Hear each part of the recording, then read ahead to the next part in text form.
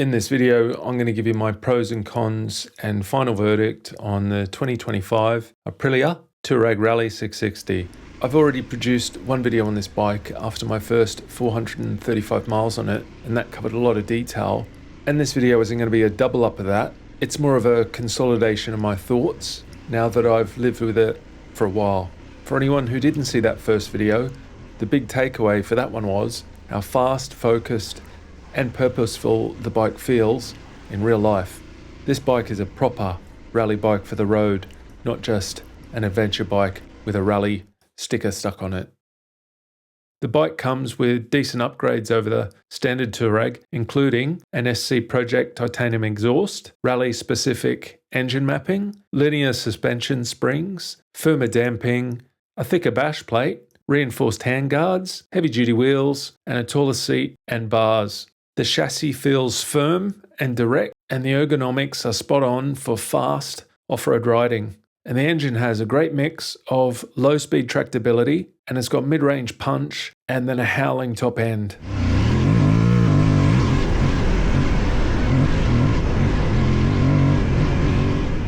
Yeah, it smoked my mate's Taureg Rally in every drag race, which is to be expected because it's got more horsepower. My early criticisms were that the suspension is firm on small bumps and the seat and screen isn't ideal for motorway sections. I also had a few fueling and clutch niggles in the first video, which I'll address at the end of this video in the cons section. That first video was very much the getting to know it phase, so this video picks up from there, what's actually changed, what's still great, and what's starting to bother me after living with a bike for a while.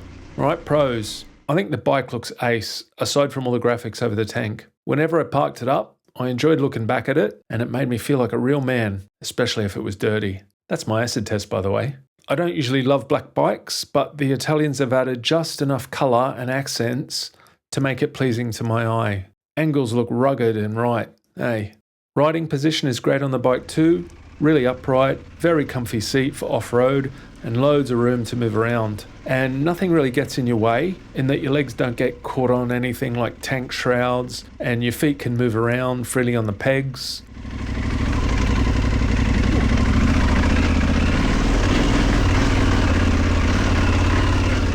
Foot pegs are nice and wide, and with the rubbers out, give you loads of good grip off-road. I ride with the balls of my feet on the pegs as a neutral position, so I'm very conscious of when things get in the way of my size 12 boots. I was a little wary of the pillion pegs when I was paddling ruts off-road. I never hit them with my calves, but I could feel them touching my pants every now and then. If I owned the bike, I might delete them. Having said that, I kept the ones on my Taureg, so just in case I need to give someone a lift one time. So I'm contradicting myself a little bit here. Yeah, the bike's tall and will definitely suit tall riders. Less tall riders will need to get a lower seat for sure. For reference, the standard seat height on the bike is a touch higher than the one on the Taureg Rally, which is a tall bike. As a taller rider, I really like how easy it is to go from sat to stood on this bike.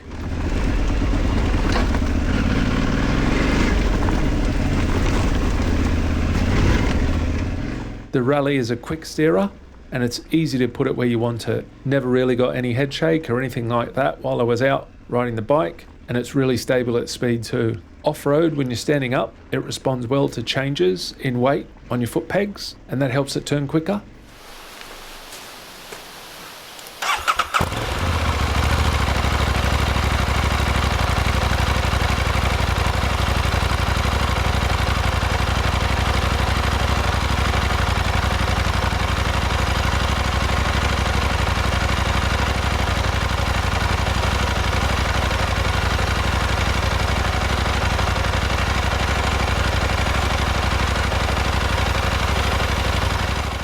Yeah, love the engine, love how it's lower capacity than my Taureg, but faster. It can chug around all day like a trail bike, but when you want some, it's there. When you wind it up, it makes a lovely whirring sound, mixed with induction and some exhaust noise.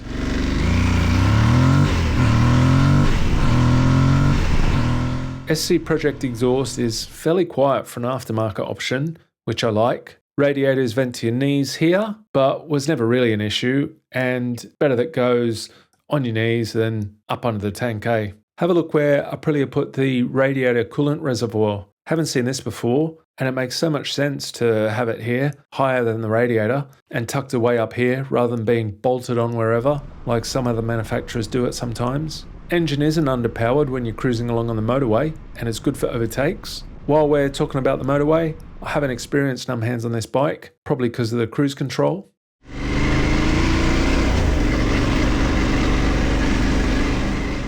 I really like the riding modes on this bike, and I use them all.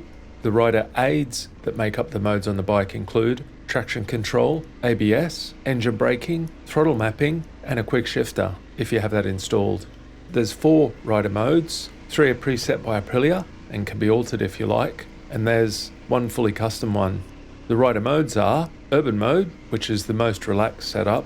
I use this for taking it easy when I didn't need to be racing around on the road. Explore Mode is for more dynamic riding.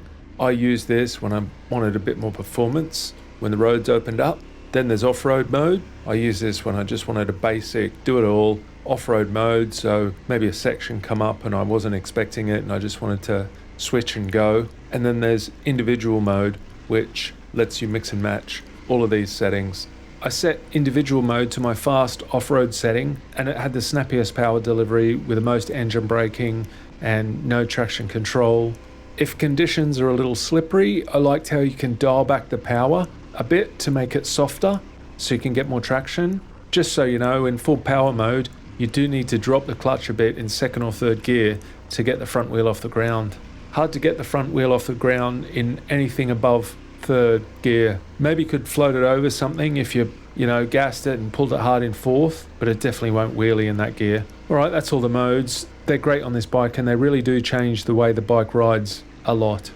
On the ABS, in off-road mode and individual, I had it set so the rear wheel ABS is off. You can't turn the front wheel ABS off, unfortunately.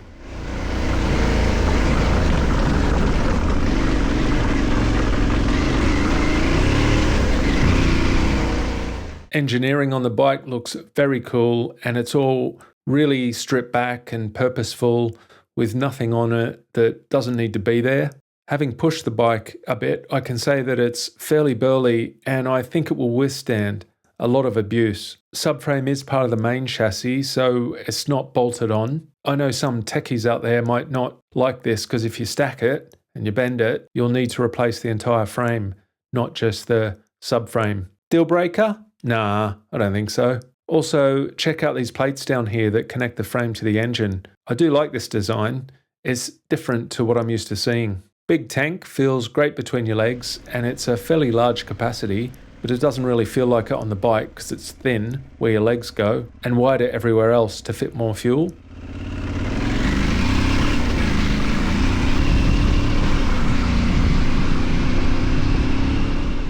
Really cool how it goes all the way down into the frame to keep the center of gravity low.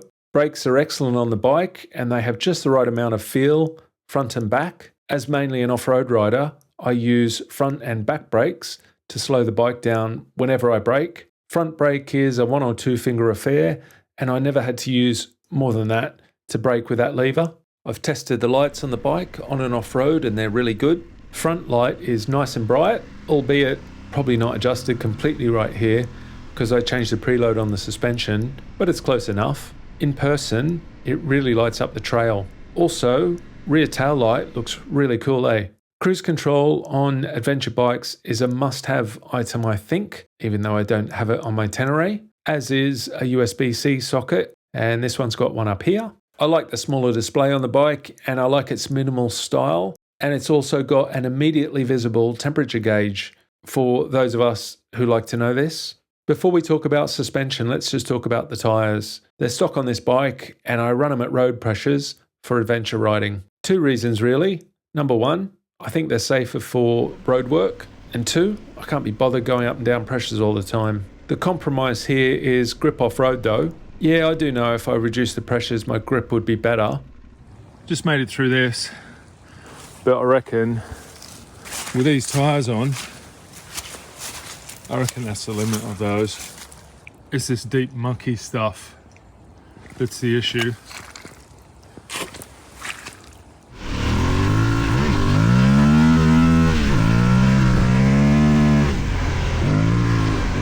Some people have commented on the first video that they are surprised how much grip the bike looks like it has in the footage. I am used to these tyres, and I do have them on my Tenere, and I ride in these sort of conditions all the time, so... Oh, fucker. Oh.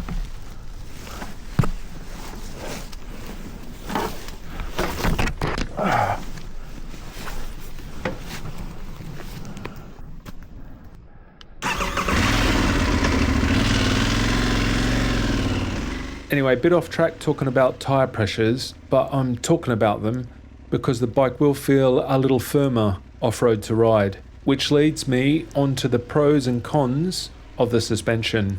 The big positive is how the spring rates suited my weight straight out of the box. I'm a heavier than average rider, and the perfect rider sag for me on the front was preload wound all the way off, and on the back it was preload wound all the way on, ironically.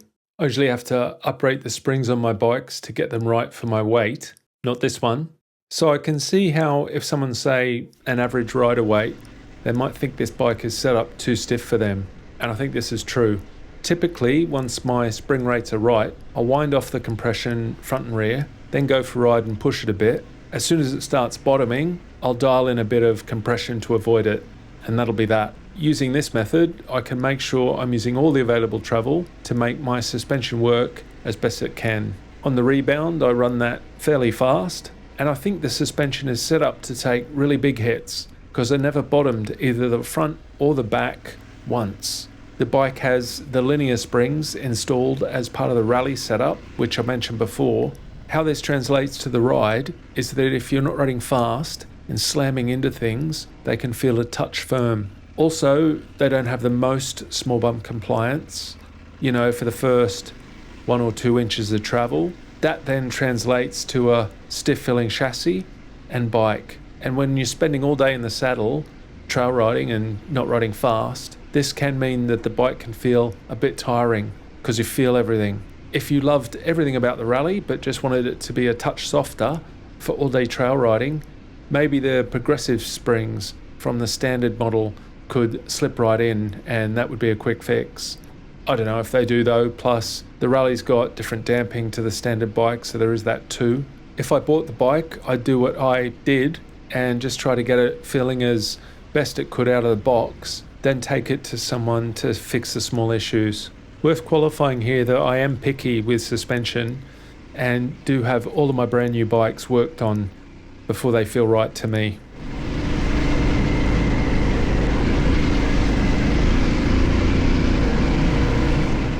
Check out the front forks here and where the seal's clean too.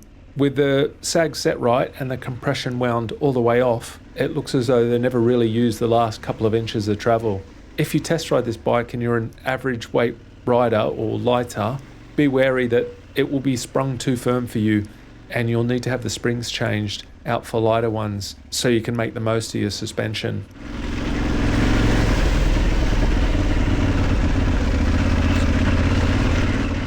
Another con, I know the graphics on the tank are an ode to the bike that won the Africa Eco Race, but I prefer a more minimal and understated look. This is very subjective, I know, and maybe the bike wouldn't look as cool as it does with sort of standard looking graphics on it.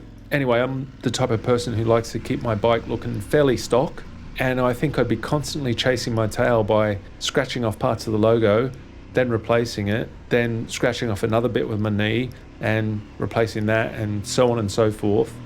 This is an odd one.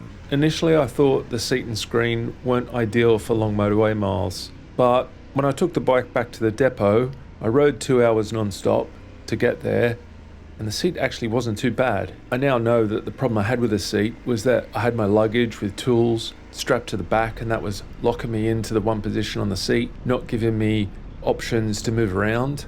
And now I have done loads of motorway miles on the bike and ridden it back to back with a variety of other bikes that I've had at the same time. I don't reckon it's too bad at all.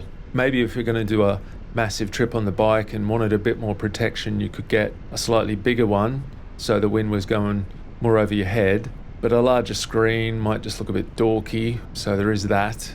I didn't wash the bike while I had it, but when you do, you can definitely fit a sponge behind there to clean it, which you can't on a lot of bikes.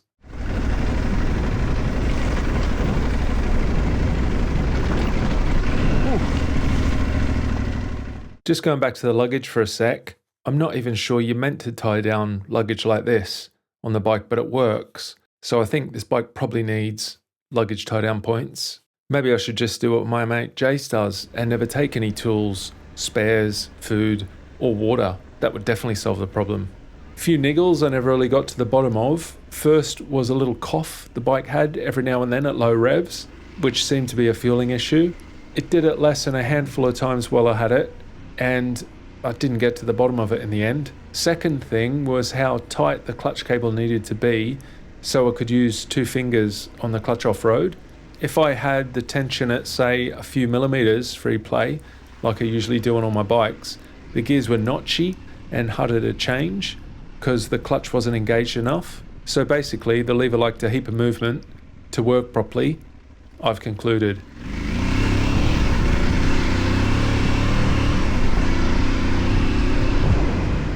While we're on the clutch, it could probably do with being adjustable for each as well.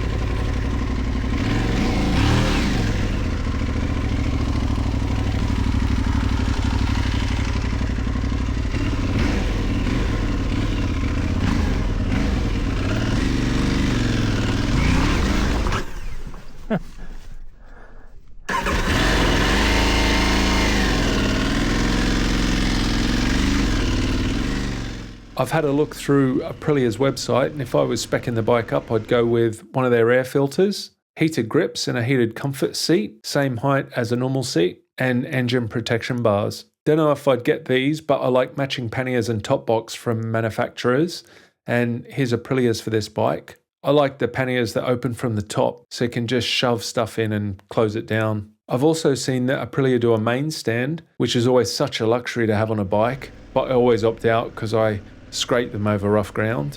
Anyway, that might be a good addition to the standard model if you want to do less hardcore riding on the bike. Alright, so who's the bike for then? I think it's for someone who likes to ride really fast and slam into things and needs a machine that can take big hits. It's called a rally, and I think this is exactly where I'd love to ride it, in a wide open rally, flat out. Riding around on my local trails and taking the bike on trips, I think I'd actually be better off with a standard one, even though I haven't ridden it yet. I think it looks like it suits me better with a softer suspension and comfier ergonomics for all-day adventures. In my ideal world, Aprilia would release a trail version of this bike and also a rally one. Trail version would have slightly softer suspension and a comfier seat. I think that's all it needs to make it the bike I want it to be. That's it. Let me know if you have any questions in the comments. Thanks for watching.